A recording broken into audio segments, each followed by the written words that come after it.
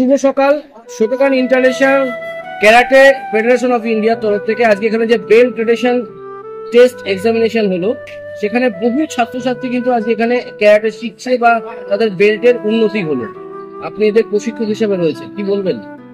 দেখুন, অ্যাকচুয়ালি আমাদের প্রতি 6 মাস অন্তর আমাদের এখানে একটা পরীক্ষার অ্যারেঞ্জমেন্ট হয়। এই পরীক্ষাটার কারণ হচ্ছে এটাই যে আমরা সারা বছর ধরে যে প্র্যাকটিস করি, সেই প্র্যাকটিসটা কতটা সে সাফল্য হলো সেটাকে পর্যবেক্ষণ করার জন্য। এবং এই পরীক্ষাটা নেওয়ার জন্যই আমাদের যিনি প্রধান শিক্ষক, যিনি আমাদের হেড মাস্টার এবং আমাদের স্টাইলের যিনি chief technical director Hansi Joydev Mondal স্যারের তত্ত্বাবধানে হয়। এবং তার তত্ত্বাবধানেই আমরা যারা সিনিয়ররা রয়েছি তারা উপস্থিত থেকে এই পরীক্ষাটিকে সাফল্য দিই। এবং এর মাধ্যমেই আমরা তাদের যে সমস্ত স্টুডেন্টসরা পরীক্ষায় পাস করে তাদেরকে পরবর্তী যে টেকনিক বা যে আপডেটেশন দেওয়ার দরকার হয় সেটা আমরা এই মাধ্যমেই আমরা সেটাকে পরিচালনা করেছি। নৈহাটি এসি ক্লাবের অন্তরে এই যে শোটোকান ইন্টারন্যাশনাল ক্যারাটে ফেডারেশন, এটা কত বছর ধরে এখানে চলছে বা এসি ক্লাবকে কি ধন্যবাদ দেবেন, কি বলবেন? কিন্তু প্রথমত হচ্ছে এসি ক্লাবকে তো অবশ্যই ধন্যবাদ দেওয়ার বিষয় আছে, কারণ এসি ক্লাব আমাদেরকে অনেকটাই সাপোর্ট করে। এবং এসি ক্লাবে যে আমরা প্র্যাকটিস করি, যার নাম না বললে কখনোই এটা সম্পূর্ণ হয় না, তিনি হচ্ছেন আমাদের নৈহাটি এসআইকেএফ ইউনিটের জেনারেল সেক্রেটারি শ্রী শ্যামল কর্মকার মহাশয়। তিনি আমাদের অনেক চেষ্টা করে এবং তার অনেক সহযোগিতায় আজকে আমরা এই প্ল্যাটফর্মে এসেছি, তার অবদান অনিবার্য। কত বছর ধরে চলছে এখানে? নৈহাটি এসি ক্লাবে আমরা বিগত প্রায় 4-5 বছর ধরে আমরা এখানে রয়েছি। এবং এর আগেও আমরা অন্য জায়গায় আমাদের ব্রাঞ্চ ছিল এবং এখনো আমাদের আর একটা ব্রাঞ্চ রয়েছে মাতগাল শক্তি সংঘ ক্লাব গ্রাউন্ডে।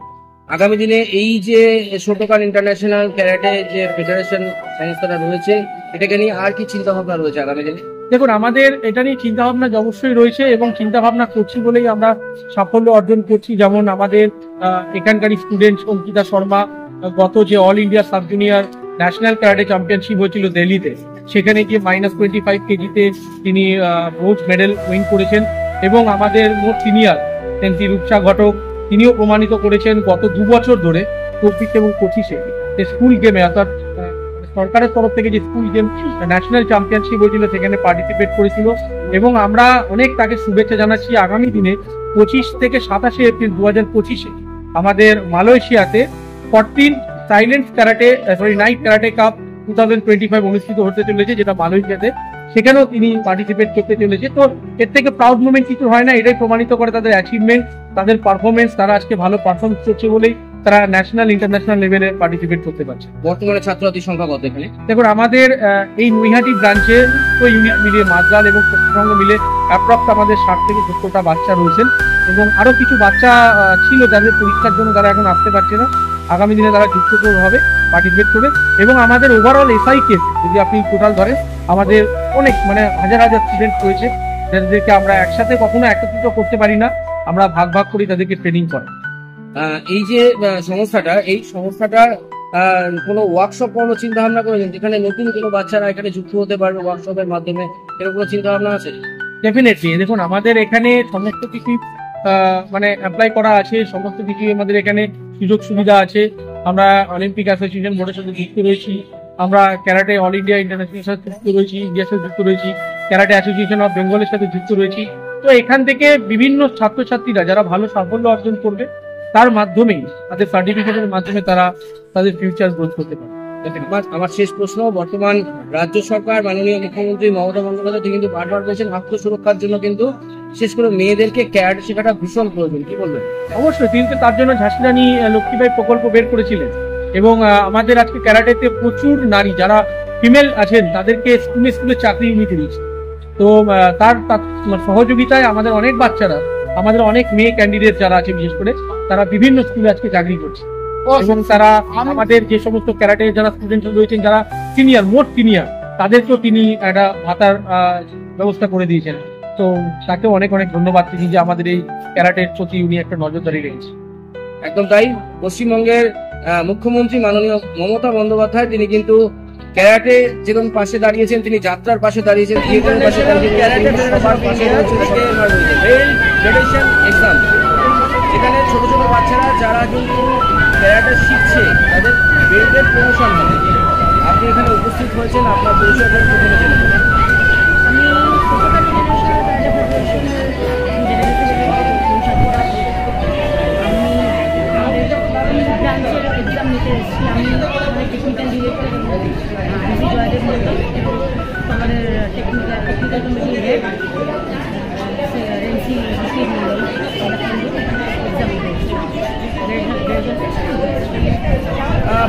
বলছে আজকালকার যে চারিদিকে বিভিন্ন রকম বিপদ ঘটছে, ছোট ছোট মেয়েরা বিভিন্ন শিকার হচ্ছে, তো সেখানে দাঁড়িয়ে বারবার সরকার বলছে, পশ্চিমবঙ্গ সরকার বলছে যে মেয়েদের আত্মসুরক্ষার জন্য কিন্তু ক্যারাটেটা শেখা দরকার বা পাশাপাশি অন্যান্য সুবিধা দিতে দরকার।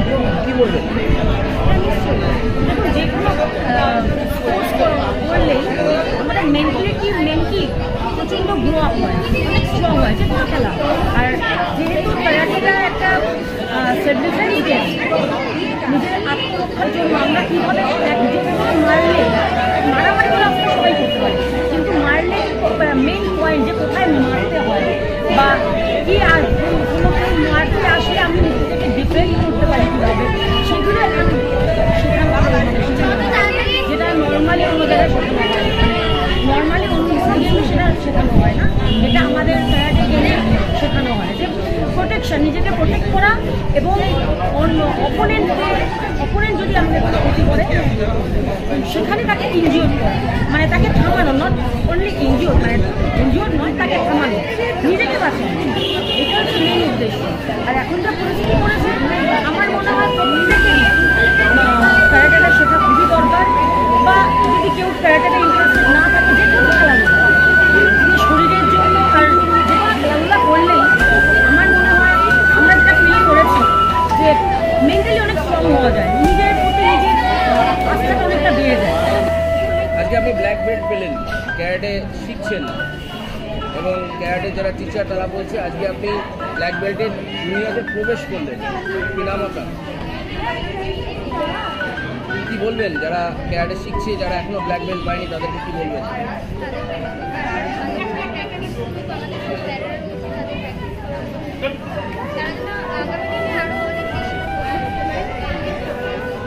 কতটা খুশি, কতটা আনন্দ আছে ব্ল্যাক বেল্ট পেলে? পড়াশোনার পাশে ক্যারাটেকে টাইম দেন, কতটা টাইম দেন?